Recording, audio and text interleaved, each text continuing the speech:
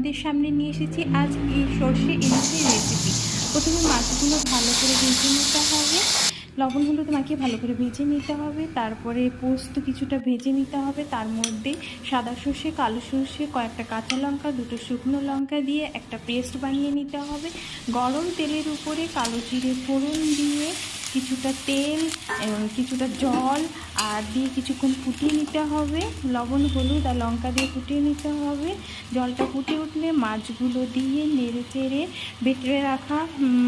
বেটে রাখা পেস্টটা দিয়ে কিছুক্ষণ নেড়ে চেড়ে নিতে হবে। তারপরে নামানোর আগে সর্ষের তেল আর কাঁচা লঙ্কা দিয়ে কিছুক্ষণ নেড়ে চেড়ে নামিয়ে ফেলুন এবং গরম গরম ভাতের সঙ্গে পরিবেশন করুন সর্ষে ইলিশ। খেতে দুর্দান্ত লাগে। খেতে ভালো লাগলে অবশ্যই একটা কমেন্ট করবে, লাইক করো, শেয়ার।